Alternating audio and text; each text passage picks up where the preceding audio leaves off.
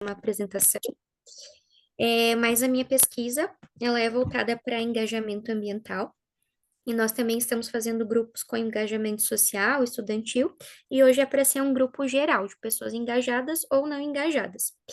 Então, primeiramente, eu vou passar um vídeo para vocês da vereadora Maria Letícia, até para dar um start aí na discussão. E depois eu também vou fazer algumas perguntas, então vocês fiquem bem livres para ficar com a câmera ligada ou desligada, como se sentirem mais confortáveis. Podem escrever no chat, levantar a mão, acho que fica melhor para organizar a ordem das falas. Lembrando também, novamente, né, de preencher o Forms, porque ele tem o termo de consentimento esclarecido, reforçando que após a transcrição, né, desse grupo, a gravação será apagada e a gente garante o sigilo e o anonimato de todos os participantes, não iremos usar nomes para identificar ninguém, então sintam-se bem à vontade para falar sobre as perguntas que eu irei direcionar. Então, eu vou passar primeiro o vídeo da vereadora Maria Letícia e depois a gente volta a conversar. Só peço que vocês me sinalizem se vocês estão escutando bem ou não o vídeo. Deixa eu só, eu acho que eu deixa eu só situar porque daí a gente já começa o vídeo e já começa o debate. Uhum. Então, hoje, primeiro, né, quero dar boas-vindas, agradecer a presença de todos. É, Hoje, especificamente, essa ação, ela representa, esse grupo focal, ele está inserido dentro de uma ação do programa de pós-graduação em bioética da PUC Paraná, que é uma atividade pré-congresso. Semana que vem a gente vai estar em congresso aqui na PUC. É o Congresso Ibero-Americano, é o nosso quinto Congresso Ibero-Americano. Então, ele é uma parceria Brasil-Espanha, e ele vai trabalhar as questões de bioética, mas também de humanização. Então, a gente tem um trabalho muito forte aqui, próximo, com os hospitais também, né? E há 5 anos, esse é o nosso quinto, né? A gente faz uma atividade em que a ideia é a gente colocar os nossos mestrandos, os nossos egressos, os nossos estudantes de graduação em um contato com a sociedade, e trazendo um pouquinho, né, desses pressupostos bioéticos na deliberação de questões que são não resolvidas ainda pela sociedade, vamos dizer assim, né? E então a gente já teve lá no comecinho, as nossas ações elas eram presenciais, e com a pandemia a gente transformou ela, levou ela para o ambiente virtual e acabou ficando. O ambiente virtual para grupo focal ele é muito interessante, porque se a pessoa quiser ficar com a câmera ligada, desligada, ela pode ficar. Se ela não quiser usar o nome dela, ela pode usar outro nome. Se ela quiser só escrever no chat, ela só escreve. Se ela quiser só ouvir, ela só ouve. Que é um pouco diferente da dinâmica dos grupos presenciais, né? Que a pessoa ela acaba ficando exposta o tempo todo, né? Então, esse grupo ele é bem interessante por conta disso. Embora esse tema, especificamente, não é tão polêmico, embora, né, a gente sentiu nos outros, né, Ana? Há um momento de exposição, dependendo da causa, né? Vamos dizer assim, a pessoa acaba se expondo, acaba se vulnerabilizando também, né? Ele é bem interessante. Tem outros, né? Se vocês se interessarem, a gente vai ter outros grupos na segunda-feira, né? A gente vai ter, acho que, mais 4 grupos na segunda-feira. Então, como vocês viram ali no próprio formulário, a gente tem ali o nome dos grupos e a data, né? Então, se vocês se interessarem em fazer outro, sejam bem-vindos também e venham discutir com a gente esses temas aqui da bioética, né? Como a Ana está desenvolvendo essa pesquisa com essa temática, ela vai aproveitar também essas informações para a dissertação dela, mas ela vai fazer parte do livro que fecha, né, a ação do Congresso, que é o livro com o relato dessas nossas experiências, né, que a gente vai fechar. Então, ela é uma atividade acadêmica e social ao mesmo tempo. E ela é muito humana, né? Pelo que a gente sentiu ali nos outros grupos, né? Então, ela tem um método, né? Porque ela se repete nesse método, e é esse método que a Ana vai explicar para vocês agora. Agora eu não falo mais, eu subo de cena, a Ana assume inteiramente agora a condução, e todos esses processos daqui para frente, eles estão vinculados a esse método. Com você agora, Ana, o grupo é teu. Beleza. Então, falando um pouquinho do método, então a gente vai começar com o vídeo, né, da vereadora Maria Letícia. Depois eu vou lançar algumas perguntas para vocês. Então, eu peço gentilmente que vocês levantem a mão, até para eu ir organizando de uma forma mais cronológica e para que todos consigam falar. Cada participante, a partir de uma pergunta, tem aproximadamente 3 minutos para falar a cada pergunta que eu fizer. E se quiser falar novamente, pode voltar e aí tem mais 3 minutos. O grupo ele tem aproximadamente a duração de 1 hora e meia, então é para durar até 9 horas, pode ser que dure mais, dependendo da discussão que a gente tiver aqui, das reflexões. E após o final, eu vou chamar a professora Marta, a nossa interlocutora, para apresentar um mapa que ela vai estar elaborando aí durante o grupo. Então, apresentando aqui, né, para vocês a Daiane e o Júlio, eles são os nossos monitores. Agradecer a presença deles e também de vocês. Quem já esteve aqui, agradeço novamente por estar presente. E a professora Marta é a nossa interlocutora. Então, eu vou passar o vídeo aqui da Maria Letícia, daí se vocês puderem só me sinalizar se tá com som, só um pouquinho.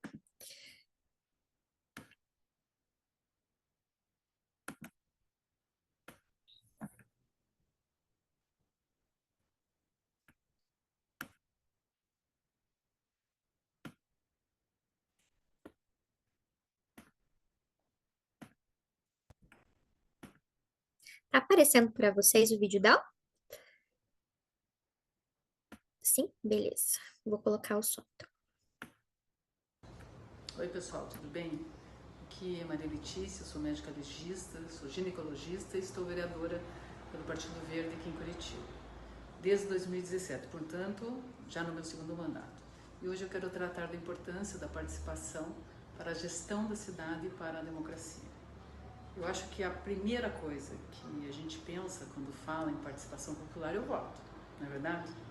E é pelo voto que todas as pessoas escolhem os seus representantes, seja no legislativo ou no executivo. O voto é uma ferramenta de acesso à democracia, talvez a mais importante que existe. Mas nós precisamos lembrar que nem sempre foi assim. Somente em 1932 as mulheres brasileiras tiveram o direito a votar e serem votadas. Para além disso, quando falamos em uma política participativa, é importante ouvir a população. As pessoas que moram na cidade sabem mais do que ninguém o que a cidade precisa. Então eu peço que tragam demandas, cobrem transparência e resultados de todos os legisladores. Aqui na Câmara de Curitiba, por exemplo, tem um caso muito bacana que eu gosto de contar e que aconteceu dentro da Comissão de Meio Ambiente enquanto eu a presidia. Em abril deste ano, a gente recebeu uma sugestão que veio por meio do Banco de Ideias Legislativas, que é um espaço pelo qual toda a população pode encaminhar ideias de projetos, temas que podem ser debatidos em audiências públicas aqui na Câmara. O autor desse projeto era o Erasmo de Oliveira, um morador aqui da nossa cidade, e que sugeriu que a atividade de protetor de animais fosse regulamentada aqui na cidade de Curitiba por meio de um projeto de lei. Agora nós já estamos trabalhando para que essa proposta saia do papel. Outras formas das pessoas engajarem nas atividades legislativas é assistindo às sessões plenárias e participando também das tribunas livres e das audiências públicas. Você também pode acompanhar os parlamentares enviando sugestões, críticas de como nós podemos sim melhorar. E é possível participar da elaboração das políticas públicas e fiscalizar a execução delas. Portanto, cobre transparência sobre as ações do Estado, sobre a prestação de contas permanentemente e ainda a responsabilização pelas decisões que são tomadas nos parlamentos. A ideia é que as políticas públicas sejam construídas de forma conjunta a partir de uma perspectiva e de necessidades as mais diversas. Agora, tudo isso seria o ideal, não é? Mas sabemos que a gente enfrenta muitos desafios, principalmente no Brasil, quando falamos em manter e aumentar a participação popular, não apenas nos anos eleitorais. Uma das maiores dificuldades, na minha opinião, é a crescente desconfiança da população na política, nas instituições, no processo eleitoral e na própria democracia, que está muito influenciada pela desinformação. Nós precisamos, de fato, reverter esse cenário e trazer cada vez mais a sociedade para dentro da política. Além de fortalecer a democracia, as cidadãs e os cidadãos conseguem atuar efetivamente na construção de uma cidade, de um Estado e de um país melhor. Vamos ver as mudanças realmente acontecendo a partir disso. E quem ganha com isso somos todos nós.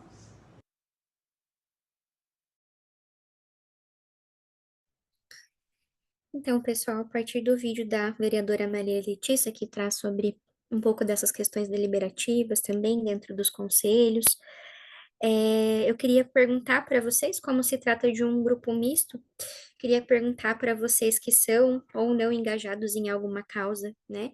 Que vocês contem um pouquinho da causa de vocês, o que que faz vocês serem engajados ou não serem engajados. Então, queria começar com essas perguntas.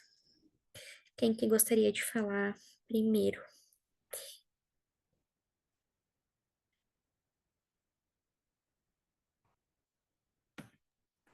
Posso falar, Ana, Por favor. aproveitando que eu estou numa área com sinal aqui. Uhum. Bom, deixa eu ver se eu consigo abrir a câmera aqui. Eu não achei o botãozinho de levantar a mão aqui no celular, tá? Tá meio escuro, mas enfim, então. Bom, meu nome é Fernanda Braga, eu fiz faculdade na PUC, né? Então tive acesso aí ao convite da professora Marta. E eu trabalho a gente tem um trabalho na área social, na verdade, né? Não é na área ambiental. Então, eu não sei se, espero que agregue, mas se não agregar também, acho que vale compartilhar. Em 2017, a minha segunda filha nasceu, portadora de uma cardiopatia congênita. Era uma cardiopatia bem severa, né? Ela tinha 5% de chance de sobreviver e ela nasceu, foi direto para a UTI, fez cirurgia do coração por 5 dias, ficou 4 meses na UTI e depois ela saiu, né, e continuou o tratamento em casa. E nesse período eu conheci muitas mães, né, que estavam lá na UTI também passando por esses processos, né, de acompanhar os seus filhos aí nessa luta, né, pela sobrevivência. E a gente acabou fundando, então, em 2020, uma associação chamada Dando Voz ao Coração, que atua justamente para auxiliar pais e mães que estão com os filhos em tratamentos intensivos de saúde ou que já passaram por tratamentos intensivos de saúde ou vão precisar passar, né, com políticas públicas, com informação. Então, a gente submete alguns projetos de lei, né, a gente trabalha com informação, a gente trabalha muito com capacitação, falando da importância da humanização, cuidado. Por conta disso, eu sempre trabalhei na área ambiental, meu mestrado, meu doutorado foram na área ambiental, mas eu fiz uma pós-graduação em gestão e saúde. Trabalhei com cuidados paliativos em neonatologia, né, no meu TCC, justamente porque os cuidados paliativos eles estão presentes, deveriam, né, estar presentes aí para todas as famílias que estão com os filhos na UTI. E aí acabei me aproximando um pouco da bioética em função disso também, né? Porque eu não sabia, nem sabia que envolvia bioética, né? E comecei daí a estudar, né? TCC eu comecei a entender um pouquinho, por causa até dessas decisões todas aí de fim de vida, né? E então a nossa associação trabalha com isso e um pouquinho, né, da minha experiência, não sei como é que a gente tem de tempo e coisa, mas estou à disposição, né, para quem quiser perguntar alguma coisa, se eu precisar complementar, podem ficar à vontade. Agrega sim, Fer.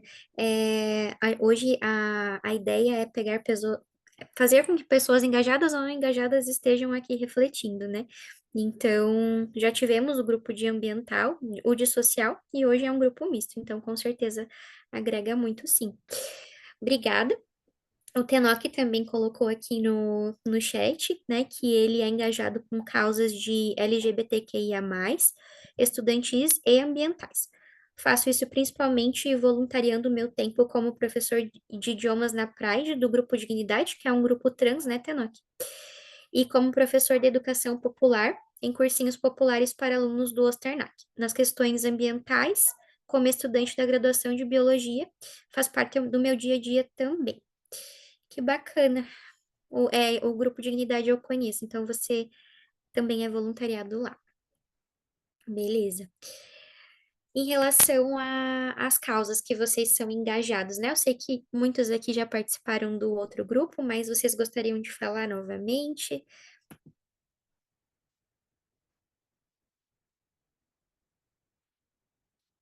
E se tem, a maioria das Oi. pessoas que estão aqui. Oi, linda. Deixa eu ver. Só um pouquinho. Tá me ouvindo agora? Sim. Tá. Então, boa noite. Meu nome é Linda Franco. Também sou ativista de uma doença, é uma doença rara, e acabei também abraçando a causa social, porque fiquei durante 3 anos, né, dentro do Hospital Pequeno Príncipe, e lá eu aprendi a colocar a dor no bolso, olhar para o lado, né? Então, diante de todo aquele sofrimento, meu filho foi uma criança normal até 6 anos de idade. Ele teve uma doença rara a partir de 6 anos, então foi uma luta. A escola não conhece, os médicos também não conheciam a doença, não existia rede de apoio no Brasil, então eu acabei criando a família ALD Brasil. E também abracei a causa social, né? Hoje a gente, essa semana, por exemplo, eu consegui exame genético para 3 famílias. Então, eu faço as campanhas, estou há 15 anos, né, nessa trajetória, graças a Deus, sempre com muita transparência. Então, eu faço as campanhas, arrecado dinheiro. Quando, por exemplo, essa semana teve uma doadora. Linda, eu mando dinheiro para você? Daí eu falo, não, você não me manda dinheiro, você vai pagar o laboratório, sabe? Então, isso gera confiança, com certeza, né? Então, é isso. E abracei a causa social no sentido de cadeira de rodas, cama hospitalar, fralda. Eu estou na Fazenda Rio Grande e esse mês as crianças com deficiência que usam gastro não receberam leite. Então, eu fui até o secretário da Saúde com algumas mães, a minoria que participa, né, infelizmente, quem realmente precisa acaba não indo por algum motivo. Então, mas eu falo que eu sou a voz dessas mães, né? Fui lá e acabaram de colocar aqui num grupo que só em agosto vai ter leite. Então, é isso, né? A gente tem que se engajar. Agora há pouco mesmo eu coloquei no meu Instagram se as pessoas também arrecadam as tampinhas de garrafa, né? Então, o meio ambiente também a gente acaba contribuindo com os lacres, com as tampinhas. Eu junto e levo em algumas ONGs, algumas instituições. Então, é isso, é rede de apoio, é acolhimento. Hoje, eu fui no velório, o Vinícius de Curitiba tinha distrofia muscular de Duchenne, faleceu hoje, eu fui lá dar um abraço na Patrícia. Então é isso, ó, tô aqui arrepiada, porque assim, esse é o trabalho, então envolve desde lacrezinho, tampinha, acolhimento, pagamento de exame genético, é buscar essa parceria com pessoas, porque o poder público não dá conta, infelizmente, então as famílias precisam se ajudar. Obrigada. Obrigada, linda. Eu falei que não ia falar, mas agora, já que a Linda falou da Pati, a Pati, ela durante um tempo, ela frequentou o mestrado aqui, e ela veio por conta das doenças raras, né? E ela acabou cativando todo mundo aqui. O Vinícius também, a gente viu toda a dedicação e a luta dela. E hoje a gente está em luto também, junto com ela, né? Nessa nova fase agora, né? Porque foi uma vida de dedicação e agora uma nova fase que ela vai ter que enfrentar. E a gente imagina como que não deve ser difícil, né? Então, só Muito aqui, né, fazer uma difícil. homenagem para a Paty aqui, porque ela também É, foi muito importante para a gente aqui. Né? obrigada. Pessoal, em relação às causas que vocês estão envolvidos, né? A maior parte das pessoas aqui eu sei que estão conectadas e engajados em alguma causa. Existe alguém aqui que não esteja engajado? Pode falar, Alex.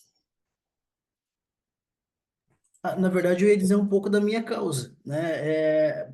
Assim, geralmente o tipo de engajamento que eu tenho está relacionado à minha atuação profissional.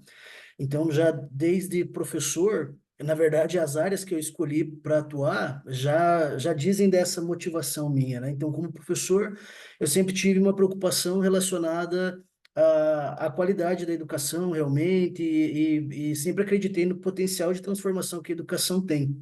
É, então, eu coloco isso na minha profissão.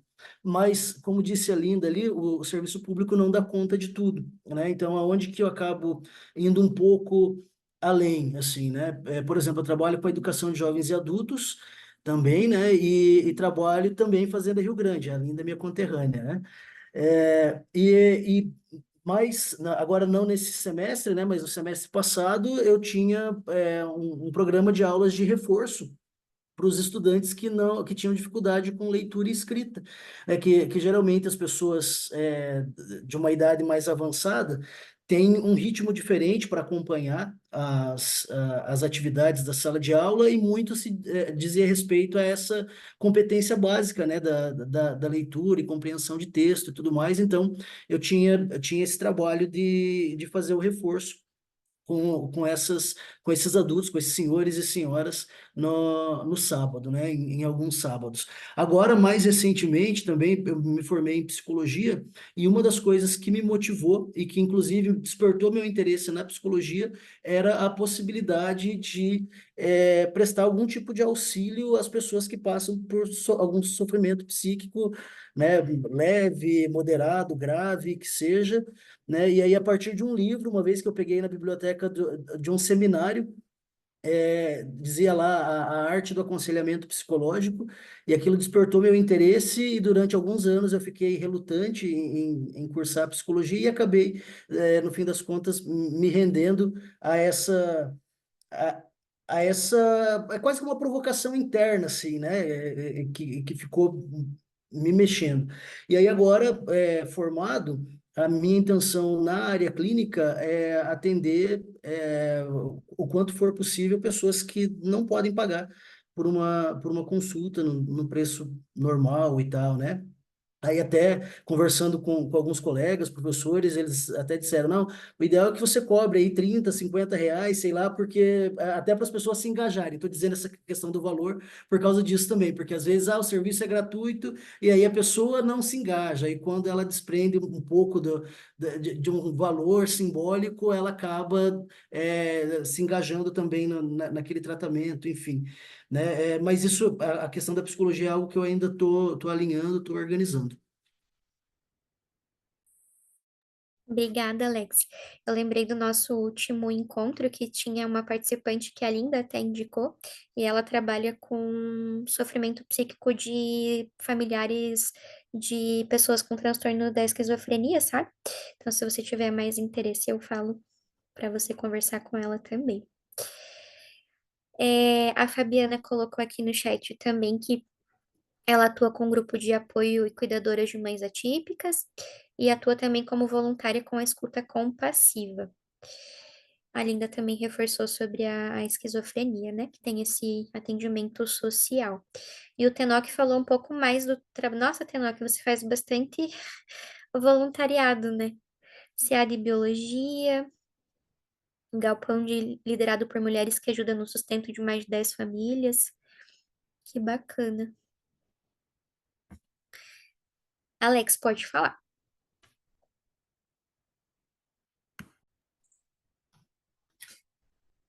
Boa noite. Quando falou Alex, pode falar, achei que era eu. É Mas eu você vi mesmo. que tem Você tava com a mão outro Alex. levantada. O Isso. Alex falou antes de mim. Eu recebi a mensagem para participar desse momento num grupo, e eu me senti assim extremamente motivado a querer expressar. E eu sou aqui do sul do Espírito Santo, sou representante legal de uma associação ambientalista, e eu queria dizer o que me move, né? O que me move é perceber que decisões são tomadas em conselhos, em comitês, a revelia da participação da população e sem transparência, né? Eu participo de comitês de bacia hidrográfica, Conselho Estadual e Regional de Meio Ambiente, Conselho de Recursos Hídricos, e a gente percebe que a participação da sociedade civil ela é mínima, né? Na questão de recursos hídricos, por exemplo, nós temos 3 segmentos: poder público, usuários e sociedade civil. A sociedade civil quase não participa, né? Na minha cidade, por exemplo, eu já venho há 2 anos tentando participar do Conselho de Meio Ambiente, mas não consigo, né? Tem membros ali que não participam das reuniões, mas o acesso ele não é democrático. É uma bolha e o que me motiva é exatamente furar essa bolha, né? É tentar participar, tentar conseguir as informações para trazer para a sociedade, para o cidadão comum, e fazer essa ponte e furar esse bloqueio, fazer a sociedade civil ser representada. E isso eu venho observando que não acontece, né? Não há uma facilidade para que haja essa participação da população, sobretudo da sociedade civil. Alex, e o porquê que você percebe que as pessoas não participam, assim, o porquê dessa não participação? Há uma desmobilização, uma desmotivação, né, de ver que fazem reuniões e as coisas não acontecem. Isso eu digo, a minha experiência em comitês de bacias hidrográficas, né? Temos diversos participantes do poder público, dos usuários, né? O poder público tem os meios, né? Eles têm às vezes veículo, eles têm diárias para participar de momentos presenciais, eles têm os mecanismos que a sociedade civil não tem. Então, a sociedade civil fica desamparada, o Estado não dá esse suporte. O setor de usuários, por exemplo, eles são os maiores interessados na questão de recursos hídricos, então eles têm empresas por trás deles. E a sociedade civil não tem esse suporte. Num comitê, a única entidade da sociedade civil que eu represento. Em outro comitê, só tem dois representantes da sociedade civil, que uma que eu represento e outra não. Então, as decisões acabam sendo tomadas pelo poder público, eles detêm maioria, né? Você tem 6 membros do poder público, 2 de usuário e 1 da sociedade civil. Então, quando que a opinião da sociedade civil vai se valer? Em momento nenhum, porque eles sempre têm a maioria. Então, não é tripartite, né? E os conselhos municipais não são paritários, porque a maioria das pessoas que estão ali são pessoas indicadas por um decreto do Poder Executivo. Então, não tem um processo, processo eleitoral, né? Um processo seletivo para selecionar ali aquelas entidades, né? Para ter realmente a paridade. Isso não acontece. O que me move é romper com isso, me fazer participar e trazer essas informações e poder opinar, né? É com esse momento que eu estou aqui, em ouvir, ter direito de ouvir, mas ter o direito de me expressar também. Obrigada, Alex. A gente está estudando bastante sobre essa temática, né? E os artigos eles apontam bastante para essa questão paritária dos conselhos. Então, que bom que você trouxe, até porque a gente consegue ver isso na prática também acontecendo, né? De uma pessoa que faz parte desse contexto. Obrigada. A Susan colocou aqui sobre onde está o erro, se sabem fazer a divulgação. Quer falar um pouquinho, Susan? Sim. Sou Susan, sou estrangeira, vocês já me conhecem da outra. Eu moro em Alta do Chão, na Amazônia, e aqui é gritante que está sendo decidido tudo por cima e pela abaixo. Mas eu vejo também que as pessoas só reclamam no Zap e não, ninguém toma uma atitude. Assim, e as pessoas não sabem divulgar. A gente tem aqui um conselho de desenvolvimento comunitário e eles que seriam, teoricamente, para a sociedade, eles agem da mesma maneira, eles não divulgam nada, eles decidem tudo sozinhos, assim, esses são do outro lado, eles não são funcionários públicos, eles não, eu acho que eles não sabem divulgar. Isso é uma coisa que não é tão fácil divulgar. Um dos meus papéis que eu faço, eu escrevo para um jornal comunitário, é muito ridículo, ontem a gente tinha reunião, eu coloco lá, e porque é muito interessante, 1 ano depois você fala: "Ah, mas, agora tem uma discussão grande sobre o estatuto. Isso foi 1 ano atrás levantado, ninguém fez nada e agora que é o final do mandato eles vão fazer". Assim, a gente vive muito no dia a dia, muito rápido, tudo no Zap, nada registrado. É muito interessante ter essa coisa da imprensa também, que fiscaliza até um certo ponto. Obrigada, Susan. O Tenoch também colocou aqui que na experiência dele, vendo, por exemplo, os alunos da PUC realizando a reciclagem ao redor do campus, são pessoas que entendem a ideia de reciclagem e a sua importância, mas por dúvidas menores ou a própria conveniência acabam não realizando a separação correta do lixo. E a Fernanda também coloca logo abaixo que penso que as pessoas querem melhorias, mas são poucas as que se prontificam a fazer parte da mudança. Em relação a essas dificuldades do engajamento, mais alguém quer falar alguma coisa?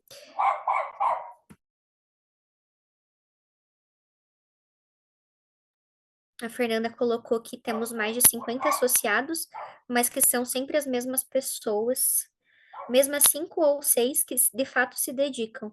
A Linda falou muito sobre isso anteriormente, né? Que as pessoas se prontificam, mas e que daí no momento de fazer acontecer são poucas as que se engajam realmente, né? Pessoal, em relação às dificuldades, assim, que vocês encontraram durante esse processo de engajamento, né? Se vocês puderem falar um pouco sobre se já sentiram vontade de desistir, quais as dificuldades encontradas no meio do caminho, como que vocês lidam com isso. Acho que essa questão do engajamento que a gente está falando, das pessoas não realmente se engajarem, já diz muito, né, sobre essa limitação. Mas eu queria escutar um pouquinho de vocês também. Eu posso dizer alguma coisa da própria experiência bem recente. Eu me decidi em um grupo de mulheres que quer fazer alguma coisa contra o lixo. Eu me decidi no Zap. Eu não sei se foi uma questão cultural, mas lá tinha uma mulher que regulou todo o Zap e eu não estava de acordo, e me ofendeu como pessoa, assim, eu saiu. E uma coisa parecida aconteceu num outro Zap que eu participava, que a gente trabalha para os bichos, que foi castrado um cachorro, não deu muito certo, eu estava responsável por essa castração, e no lugar de focar na castração, me atacaram pessoalmente, eu também saio do Zap, assim, a minha frustração no momento é bastante grande. Eu voltei a fazer a coisa sozinha ou quase sozinha. Eu deve ter meu lado também que eu porque eu sou muito franca, assim, deve ter escrito alguma coisa, mas eu vejo que tem um problema de se comunicar no Zap, que as pessoas eu escrevo uma coisa, eles entendem completamente diferente. Pode falar, Alex, levantou a mão.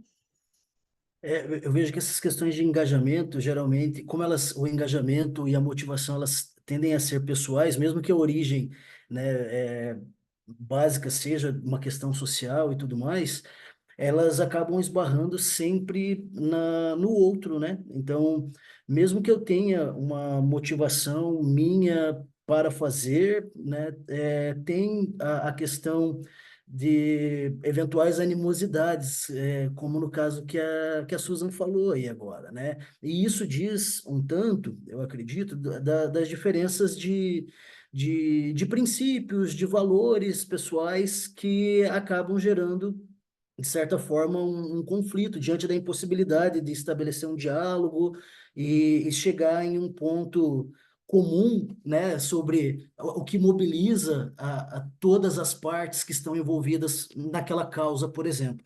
No meu caso aqui, é muito mais simples quando eu digo que eu vou, por exemplo, fazer uma aula de reforço no sábado para as minhas turmas que eventualmente tenham dificuldade, que eu vou fazer um projeto de educação ambiental para tocar no meu dia sem vínculo, no dia que eu não tenho trabalho, porque sou eu quem vai fazer com, de repente, os estudantes que estão interessados.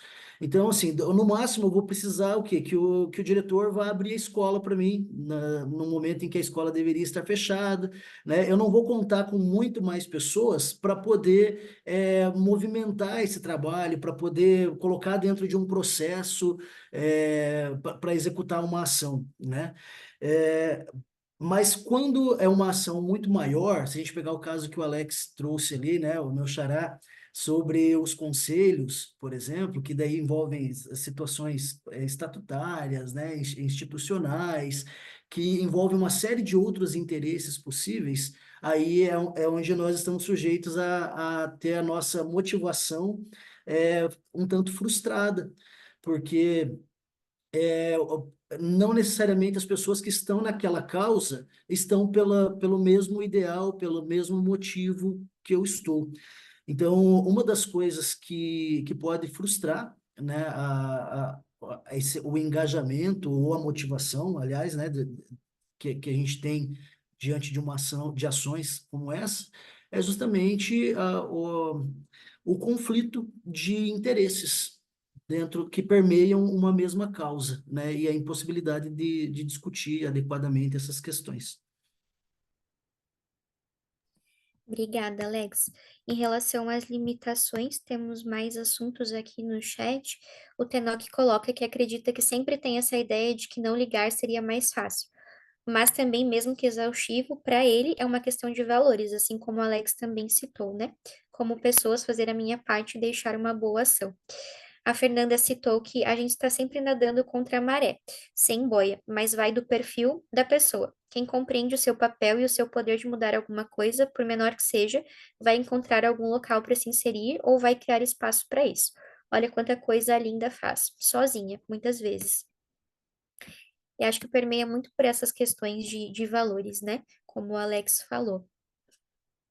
Em relação às limitações e valores de cada um, é, mais alguém gostaria de falar alguma coisa? Posso falar aqui rapidinho? Uhum.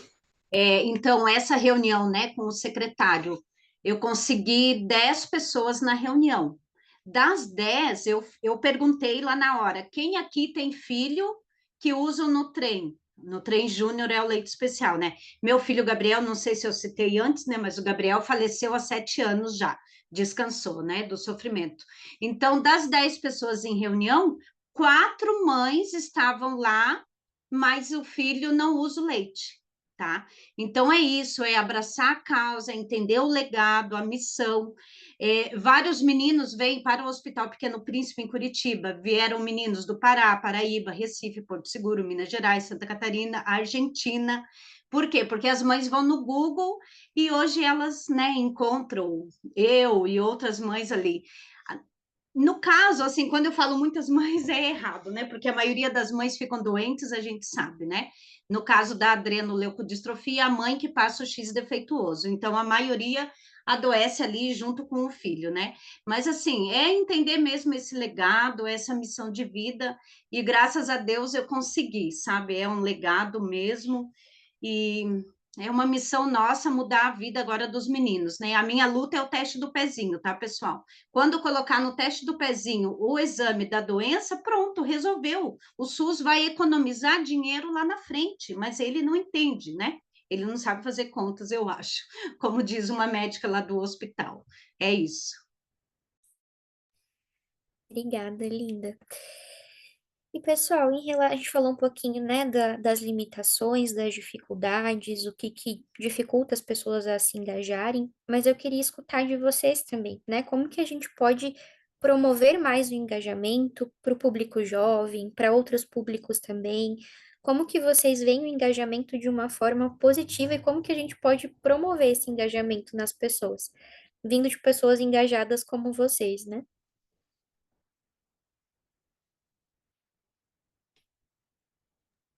Ana, eu entendo que o caminho para o engajamento é, antes de tudo, da reflexão, né? Porque o contato, lógico, né, com o meio que está demandando, né, uma ação minha, mas a possibilidade de refletir a respeito desse meio. Porque nós corremos o risco, no meu entendimento, de estarmos inseridos em determinados contextos, mas nós passarmos por eles sem que eles passem por nós. Eu não sei se eu consigo me fazer entender. Se eu posso estar em um lugar sem que esse lugar me toque, né? Sem que esse lugar esteja em mim. E na medida em que eu permito que os contextos aonde eu estou inserido, e aí eu posso pensar isso numa escala local, particular, né? Eu posso pensar no seio da minha família, por exemplo, né? Ou eu posso pensar numa escala global, planetária, né? E pegar e permitir que todas as questões, desde da família até as questões globais, elas passem por mim. Só que mas eu posso também estar fechado a qualquer questão, né? Então, eu vejo que a educação é o caminho para que haja essa abertura para que os contextos, os diferentes contextos possam entrar nas pessoas e também pela educação pode-se promover a reflexão sobre esses contextos, para daí sim a possibilidade de se construir uma causa, uma problematização para levar necessariamente a um engajamento, né? Então, eu vejo que é isso, assim, né? O quanto o contexto em que eu estou também está em mim e como eu reflito esse contexto. Obrigada, Alex. Agora eu dou a palavra para o Alex Leal. Eu quero trazer aqui um exemplo de que foi falado no vídeo sobre audiência pública, né? Eu acho que a resposta à pergunta é promover esses momentos de escuta, né? E não quero aqui parecer revoltado ou frustrado em todo momento, mas essa escuta tem que ser uma escuta verdadeira, né? Eu tenho participado de audiências que, na verdade, não são audiências, né? As pessoas são levadas à presença num local que cabe 100, 200 pessoas, a gente vê 10, 15 pessoas, né? Então, há algum problema para trazer essas pessoas para as audiências, e no momento da audiência, as pessoas se expressam e aquilo fica ao vento. Nada é documentado, não há uma metodologia de coleta dessas informações das audiências, né? Eu digo a minha experiência, né? O que eu venho passando. Então é isso. Eu vejo com muito bons olhos as audiências públicas, mas elas têm que ser um momento realmente de audiência, de ouvir e de sistematizar as informações e utilizar aquelas informações no futuro. Obrigada, Alex. Acho que fazendo um gancho aqui, a Fernanda também colocou, né? É muito parecido com o que o Alex comentou. A gente não precisa fazer a diferença para uma multidão, podemos ser mais humildes. Às vezes as pessoas só dão valores para as grandes coisas, mas coisas que parecem pequenas fazem a diferença, mesmo que para uma única pessoa. Acho que vai muito de encontro com o que a Alex falou dessa construção, do quanto aquilo me toca, né? Do quanto aquilo me toca e aquilo me move para eu também estar engajado nessa causa. Em relação ao que vocês veem, assim, ao futuro do engajamento, né? Como a gente pode engajar os jovens, potenciais que a gente pode utilizar também dentro desses espaços. Mas alguém gostaria de falar? Eu gostaria de fazer um comentário, Ana. Uhum. Indo um pouco de encontro com aquilo que o Alex falou e também esse último que você leu ali do chat, não lembro de quem, às vezes a gente não percebe o poder das nossas ações, o quanto ela reverbera junto aos jovens, e às vezes a gente fica chateado, né? Mas quando o Alex coloca que quando as nossas ações, não só passamos por essas ações, mas quando a gente vivencia esses valores, quando a gente vivencia essas práticas de engajamento, eu queria citar um exemplo. A minha filha tem 17 anos, né? E eu não tinha noção do quanto ela observava algumas práticas minhas, e recentemente eu comecei a observar algumas práticas dela. Eu falei, meu Deus, eu não tinha noção o quanto ela reverberava esses meus comportamentos, o quanto servia de exemplo para ela, e eu vi ela multiplicando essas ações, sabe? Então, naquele momento, eu vinha de um período que eu estava meio chateada, até desanimada com algumas coisas, e quando eu vi ela promovendo isso, eu disse: não, eu estou conseguindo mudar alguma coisa, então eu estou sendo exemplo para alguém. E quando ela trouxe um depoimento de uma conversa dela com uma pessoa, que ela começou a citar algumas práticas minhas com mães atípicas, eu olhei e falei, eu preciso continuar. Eu preciso continuar, que pelo menos uma pessoa eu estou tocando, e eu tenho certeza que ela também tocará outras pessoas. Obrigada, Fábio. O engajamento ele começa geralmente com uma pessoa, né? Como a Fernanda falou, não precisam ser grandes causas, mas o que faz sentido para cada um, o que move cada um. A Susan também colocou, né, que a oralidade domina ainda no Brasil e que as pessoas têm muita dificuldade de se expressar por escrito. Pelo que eu entendi, todos aqui, né, são engajados em alguma causa, mas, caso eu tenha entendido errado, existe alguma pessoa aqui que não seja engajada?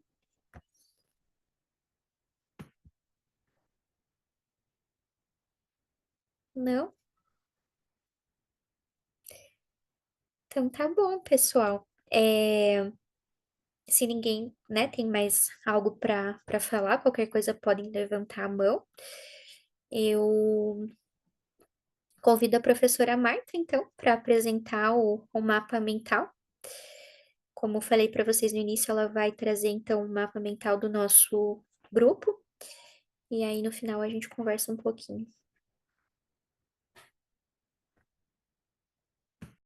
Só passei ali o material para dar e projetar. Beleza. Um Então, momentinho, que eu tô deixando. hã? Só um A momentinho que eu já... ideia, tá bom. A ideia é o seguinte, então, esse aqui é o momento em que a gente troca informações, parece que voou, né? Parece não voou, né? O tempo, mas muita coisa que vocês falaram foram muito significativas e são pontos muito importantes para a gente desenvolver uma série de reflexões e uma série de percepções a respeito disso. Então, essa é uma questão que está inquietando nós três, né? Eu, a Ana e a Daiane estamos pesquisando essa questão do engajamento, e a gente ainda se pergunta, né, isso, né? O que faz com que algumas pessoas se engajem? Esse engajamento, a gente entende que ele pode ser algo mais indireto, né? Eu posso ter o engajamento, por exemplo, tem pessoas que não saem de casa e são super engajadas, usam as redes sociais para fazerem, né, uma série de ações, de coleta de doações, de distribuições de animais para conseguir casa, lares para os animais, enfim. E tem pessoas que dedicam a vida inteira mesmo, né? Então, como a gente viu aqui, como a gente tem de novo aqui, o exemplo da Linda, né? O exemplo da Susan, da Fábio, da Fernanda, né?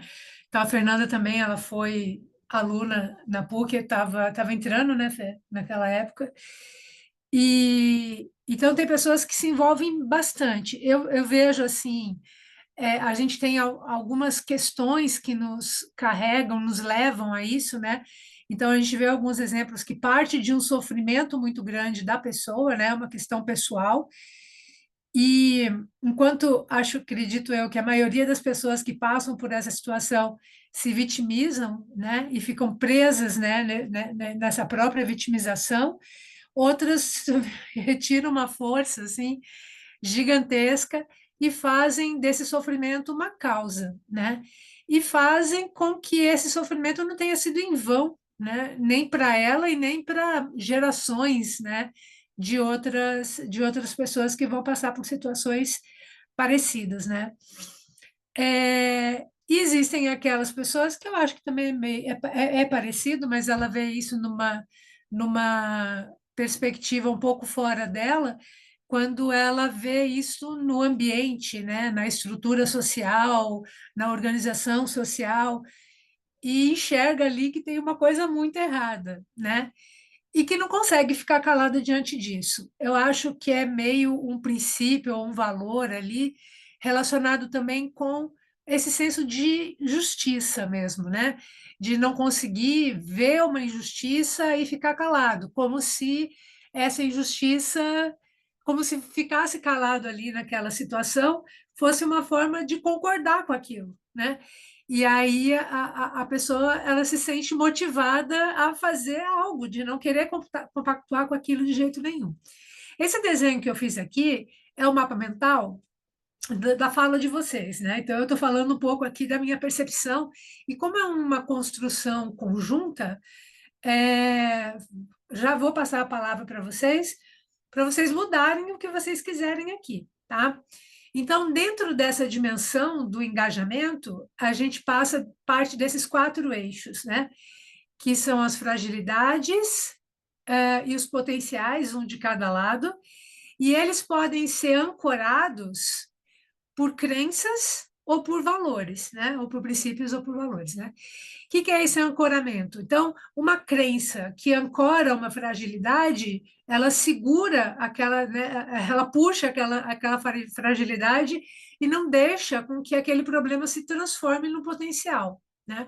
Por outro lado, uma crença que faz o contrário, né, ela vai para o potencial, e assim é com os princípios e valores também, né? Então, eles são âncoras que vai dizer se aquela questão vai para um lado ou vai para o outro.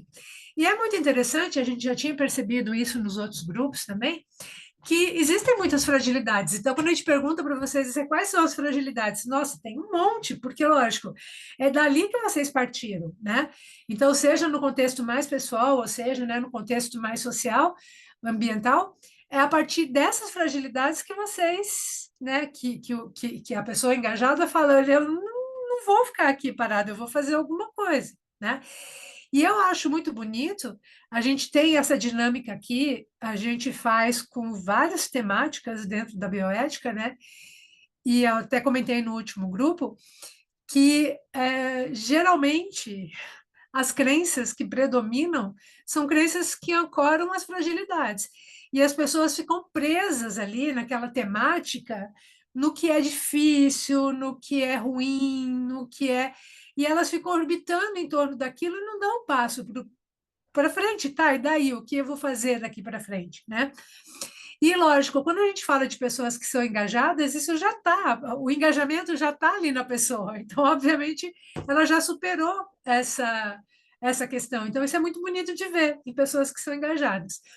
Isso que o Alex falou dos conselhos é o nosso ponto de partida, porque a gente percebe isso mesmo. Nossa, a gente vive numa democracia em que se abre a oportunidade para uma gestão participativa.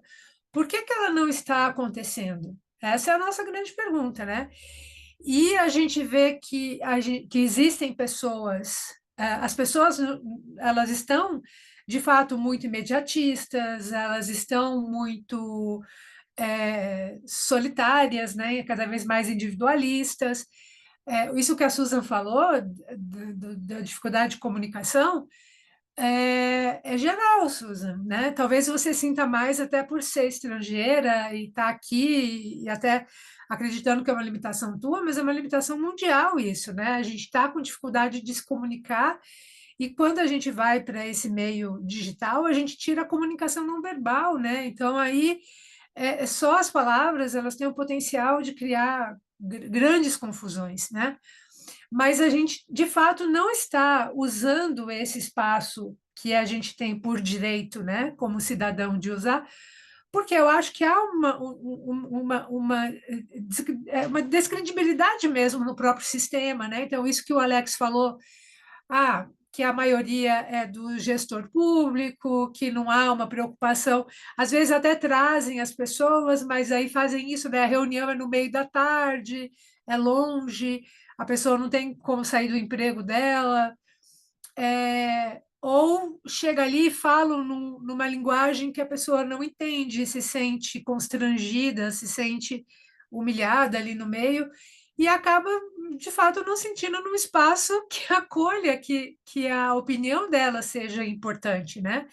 E isso acaba não... Quer dizer, e já junta isso com uma cultura nossa, nossa, como os colonizados, né? A Susan talvez não tenha isso lá no país dela.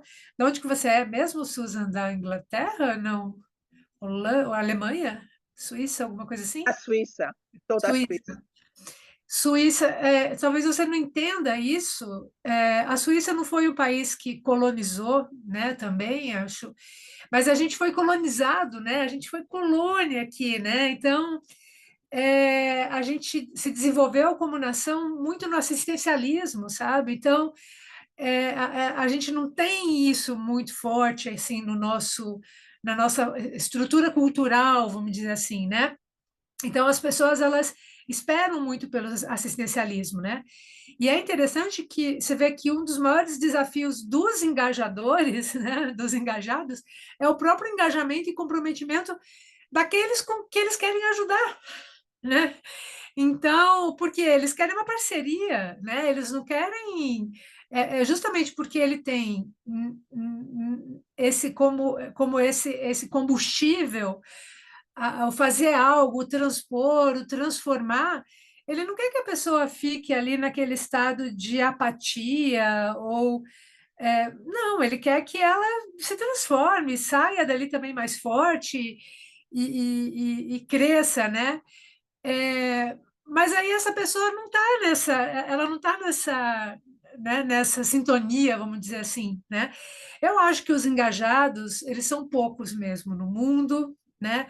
São poucos aqui na nossa sociedade, e o bonito de ver, que eu vi, estou gostando muito dessa perspectiva, isso está se repetindo, né, nos vários grupos que a gente fez, é que essas pessoas que se envolvem com engajamento, elas tem uma resiliência, essa palavra não apareceu aqui hoje, mas uma resiliência muito forte, né? Então, a dificuldade bate nelas, elas, por um momento, como vocês colocaram ali, desanimam, por um momento se frustram, por um momento questionam se vale a pena continuar ou não, e aí, daqui a pouco, ela fala, mas ela dá um passo e ela vai ali para frente, né? Né, até quando eu vejo algumas crenças ali, né? São crenças, assim, essas crenças podem ser tanto crenças pessoais, né? São aquelas palavras que ficam repetindo dentro da gente, né? Que a gente vai usando aquelas frases ali que vai ancorando a gente, né? Eu sou a voz das mães, ter o direito de ouvir e de opinar, estamos sempre nadando contra a maré sem boia, o SUS não sabe fazer as contas, só dão valor para grandes coisas, o quanto aquilo me toca, não percebemos o poder de nossas ações, né? Estou sendo exemplo para alguém, eu preciso continuar. Então, são aquelas frases que vão ou colocando a gente para frente ou segurando a gente onde a gente está. Então, eu vejo muito essas frases fortes de vocês que levam para esse potencial. Eu também acredito que o potencial ela é a educação, né? Não a educação formal apenas, né? É essa educação que vocês fazem também, né? É um processo educativo e não só ali para aquelas pessoas no dia a dia que vocês estão correndo atrás, procurando doação, brigando pelo leite que não é nem do teu filho, né? leite da outra criança. Vocês estão fazendo, né, como acho que foi a Linda que falou, né, quando a filha começa a refletir, né, toda a crença dela, é um processo de educação, né, uma transformação que ocorre, né? E acho muito bonito isso, né? Furar a bolha, fazer a ponte, né? Tudo isso são processos que estão dentro da bioética, assim, como a Fer falou ali, né? Trazendo o aspecto da humanização, mas da bioética também dentro do aspecto social, dentro do aspecto de participação colaborativa, dentro do processo de relação com a natureza, né? Então a bioética ela traz muito essa questão do diálogo, né? Que apareceu ali assim também como valor de vocês, né? O diálogo, o legado, a missão, né? Eu acho que é querer fazer, querer não. Eu acho que o interessante aqui tipo a palavra que me veio muito forte é não ter sido em vão, né? Todo esse sofrimento não ter sido em vão, de alguma forma honrar o sofrimento dessas mães, o sofrimento dessas pessoas vulneráveis, né? Vocês veem, a gente tem aqui o exemplo da Susan, uma suíça, né? Que sai ali de um dos países com maior qualidade de vida do nosso planeta e vem para cá para morar na Amazônia, numa situação de vulnerabilidade extrema, para dedicar essa energia dela para essas pessoas, né, que estavam ali tão longe ali da realidade dela. Pensa nisso, né? Quantas pessoas no mundo estariam dispostas a abrir mão, né? Quantas pessoas não querem sair correndo daqui do Brasil e ir morar na Suíça por conta da qualidade de vida, da segurança que elas vão ter lá, né? E a gente tem essas pessoas como a Susan que a gente tem que agradecer, né? A gente também como nação, né? Essa dedicação e essa preocupação dela, né? Já é o segundo grupo que ela aparece, né? Então, além de um comprometimento com essas pessoas que ela ajuda lá a cuidar do meio ambiente, que ela ajuda com os cachorros ali, né, Susan? A cuidar dos animais ali também, e que ajuda na questão social, de estar aqui ajudando a gente também, aqui no nosso grupo, trazendo um pouco da tua experiência, enriquecendo também a nossa a questão científica, né, que é onde a gente se insere, sem dúvida nenhuma, isso se fazer se fazer presente, como o Alex colocou, no mundo. Eu acho isso muito bonito, né? Então, o que eu vejo, assim, me emociona muito ouvi-los falar, porque eu vejo que é uma dedicação, embora eu não seja uma mãe que esteja com um filho com uma doença rara, mas eu tenho que ser grata por quanto, né, que vocês conseguiram superar esse sofrimento pessoal e se dedicarem à vida, o resto da vida de vocês por essa causa, né? Se a gente pensa, por exemplo, que nem a Linda, que passou tantos anos em sofrimento e, de repente, né, o fator do sofrimento dela já não está mais ali, dizer, ah, agora eu vou fazer tudo que eu não conseguia fazer antes. Não, ela continua nessa causa, nessa luta. Isso é muito bacana, isso é muito bonito, e principalmente diante dessas todas as dificuldades que se colocam aqui diante, né? Então, eu, como cidadã, como cientista, como pessoa, eu só tenho a agradecer a vocês, né? O papel social, o papel ao ambiente que vocês fazem, porque isso torna a nossa sociedade um pouquinho mais humana, vamos dizer assim, com uma perspectiva de a gente recuperar talvez o que a gente tenha perdido, né? Sabe, Suzana, a gente há 5 séculos atrás, eu falo isso porque é uma coisa que também me incomoda, né? Há 5 séculos atrás, a gente, aqui nesse país, a gente tinha toda uma estrutura de vida pautadas em conhecimentos tradicionais, de respeito com o outro, vida comunitária, uma excelente relação com a natureza, estava tudo ótimo.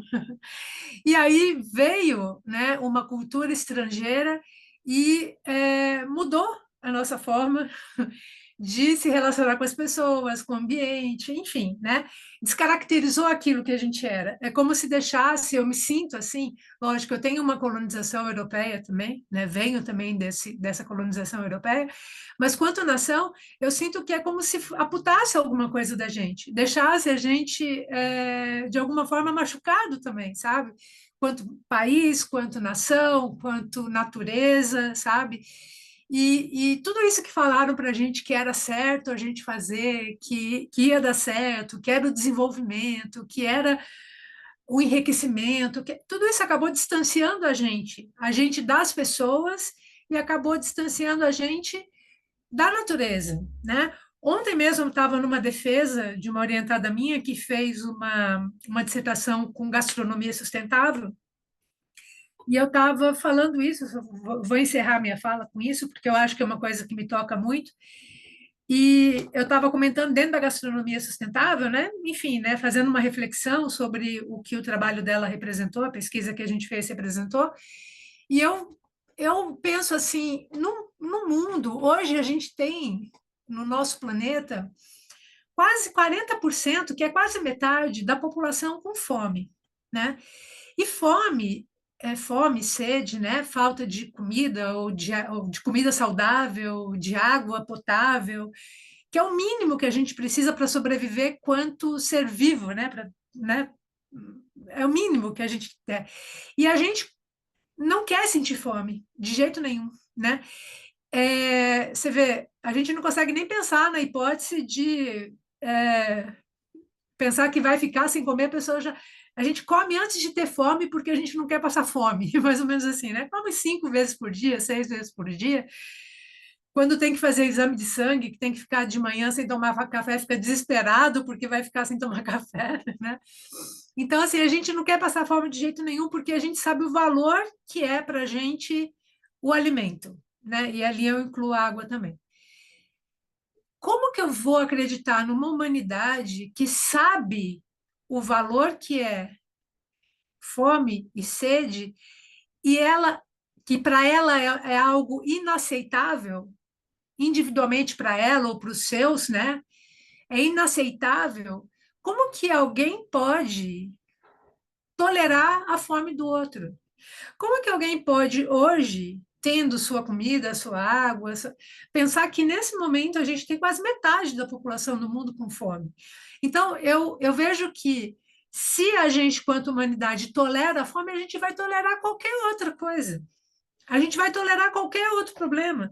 Então, acho que por mais que a gente tente sensibilizar o outro para causas, até causas que tenham a ver com ele, enquanto ele ainda está tolerando no outro, para mim, o que é o mais essencial para a gente estar vivo, que é a nossa hidratação e a nossa nutrição, é muito complicado, né? E como que a gente chegou nesse ponto, né?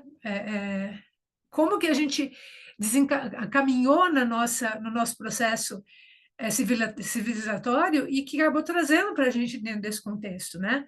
Então, hoje, é uma angústia minha, da Ana e da Dai, tentar descobrir academicamente quais são essas limitações, né? Para a gente poder ajudar também. A gente também quer ajudar a formar novas pessoas. Eu vejo muito, assim, pelo que vocês falam, que existe muito de vocação em vocês. A vocação para o engajamento, para o voluntariado, né? Para olhar para o outro, enfim. E aí a nossa pergunta é vocação ou é educação? Será que a gente pode educar para o engajamento, né? Então, ouvir vocês é muito importante, porque isso vai ajudando a gente a compor, né, na nossa mente, na nossa percepção, quais são esses elementos para a gente, no futuro, também poder ajudar, né? Então, nossa ideia também é que esses espaços democráticos sejam ocupados de verdade pelas pessoas e que o poder público tenha respeito pelo que elas dizem, né? e que seja importante para eles o que as pessoas dizem de fato, como a Maria Letícia colocou ali, é, e também, né, que a gente possa ter uma rede de solidariedade e que a gente pode ajudar um ao outro, né? A gente possa ser mais solidário com o outro, a gente possa se sentir mais acolhido e mais seguro, né? A gente se sente sozinho hoje porque a gente sabe que não pode contar com ninguém, né? A gente tem essa desconfiança no outro. Quando a gente vivia numa aldeia, a gente sabia que a gente nunca ia estar sozinho, né? Por mais que a gente ficasse velhinho, doente, a gente nunca ia ficar sozinho. A gente tinha essa segurança. Hoje em dia a gente não tem mais, né? Então, muito obrigada, né? Então, essa foi a minha leitura. Agora eu deixo aberto aqui para vocês contribuírem, completarem, discordarem, como vocês quiserem. Isso aqui é um projeto em construção.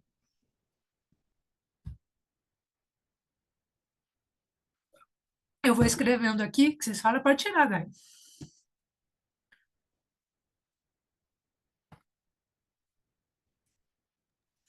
A Susan colocou no chat, prof, que na cultura dela é normal ser voluntário, ver o outro, trabalhar para o bem comum.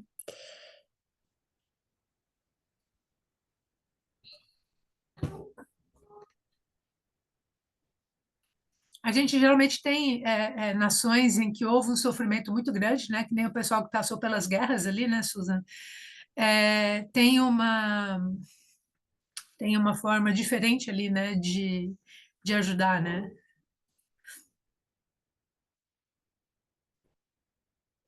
Eu nem sei se a Suíça não sofreu tanto com a guerra. A Suíça sempre foi neutro, assim, é muito polêmica essa questão da Suíça com as guerras, mas eu vejo esses contatos que eu tenho, tem muita gente que faz trabalho de voluntário porque pode, porque acha legal, porque vê, assim, tem uma coisa muito cultural que a gente separa a pessoa do, do, do fato, assim, no meu caso, para explicar melhor, assim, o cachorro é o problema do cachorro e não tem nada a ver só indiretamente comigo, mas aqui se mistura tudo, assim, eu sou culpada que deu errado na castração do cachorro, assim, só porque eu organizei quem pagou.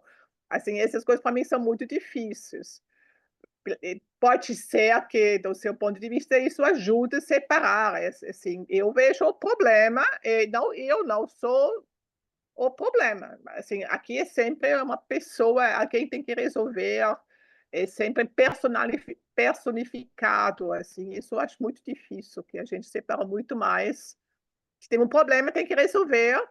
O governo não pode fazer tudo assim, a gente faz. Se a gente tem tempo, a gente não acho assim tão. Se sente desvalorizado, né, Susan? É, Parece que em relação a essa questão do problema, tem três perspectivas, né, que dominam, né? Há quem olhe para o problema e eventualmente seja indiferente a ele, há quem olhe para o problema e se incomode e tente resolvê-lo, né?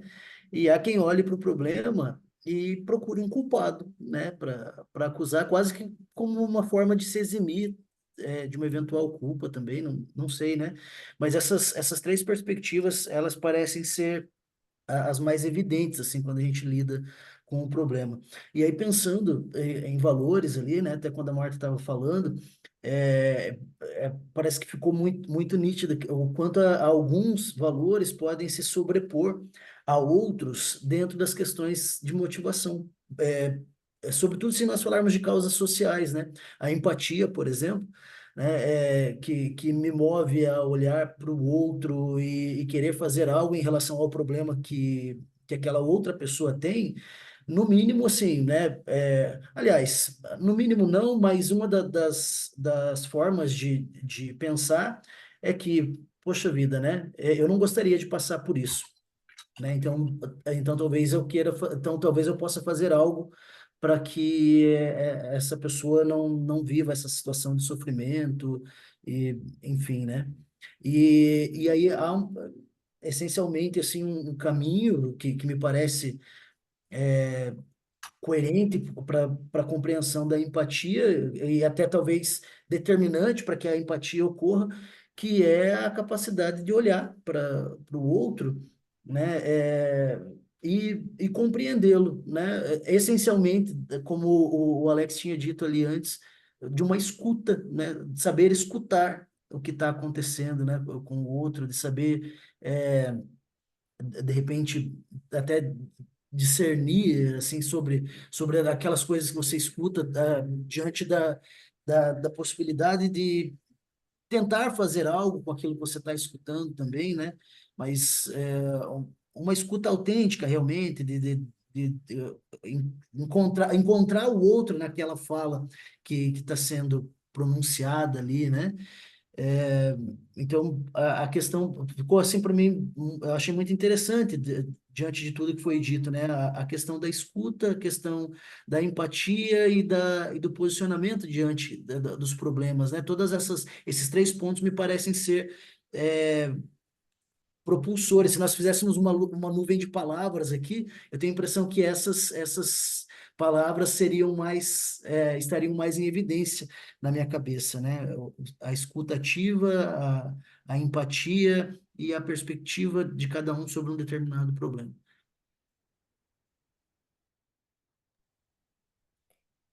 Obrigada, Alex.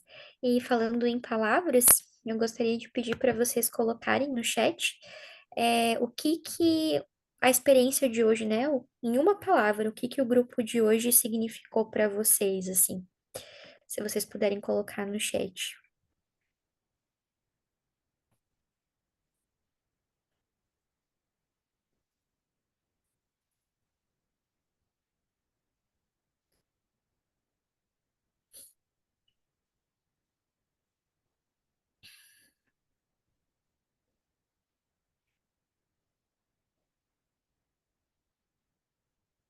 Motivação, suporte, reflexão, movimento. Acho que traz algumas palavras para você, né, Alex?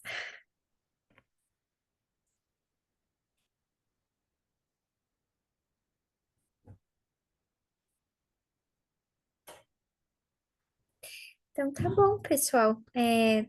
Caso alguém não queira falar mais alguma coisa, pode ficar à vontade. Mas eu também queria agradecer vocês imensamente por estarem aqui numa sexta-noite. As pessoas que estão aqui novamente, né? Acho que diz muito sobre o engajamento de vocês e a vontade de fazer com que as causas deem certo e poder falar sobre as causas que motivam e todas as questões que envolvem. Como a professora Marta falou, vocês nos dão muita luz e muitas possibilidades de reflexões também, não só para minha, né, para nossa dissertação, mas também para nossa vida, para o nosso pessoal. Então, agradeço muito de coração a cada um de vocês.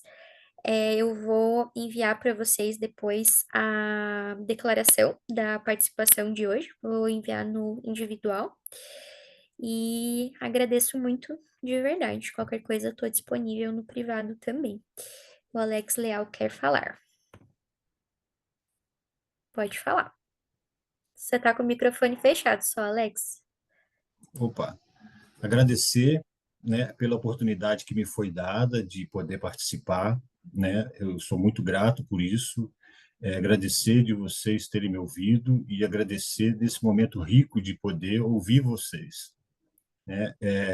Precisou de uma pandemia para a gente despertar para essa ferramenta que une pessoas do mundo inteiro, sem precisar de estarmos presencialmente.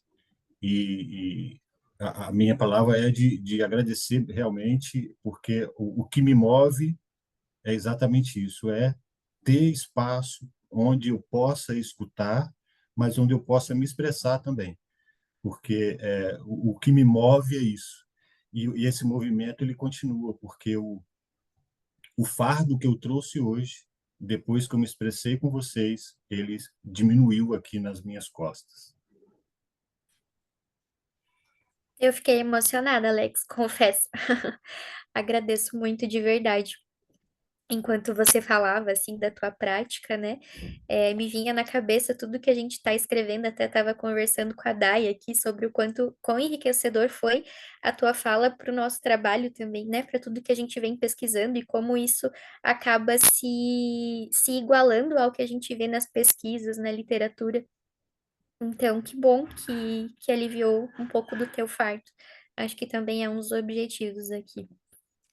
E também a gente se coloca quanto programa, né, quanto nosso programa de pós-graduação em bioética, né, que a gente tem aqui. A gente está sediado no Paraná, em Curitiba, mas a gente também tem várias atividades, também a gente acolhe, também a gente ouve.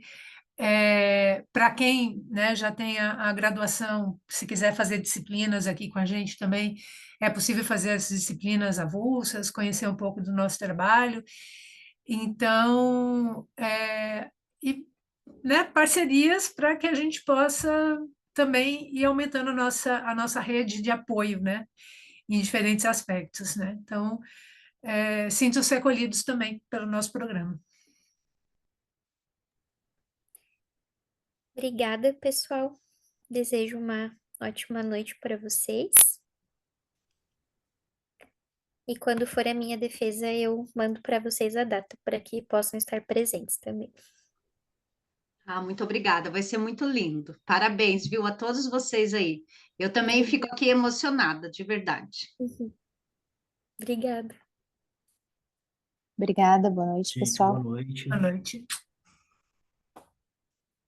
Boa noite.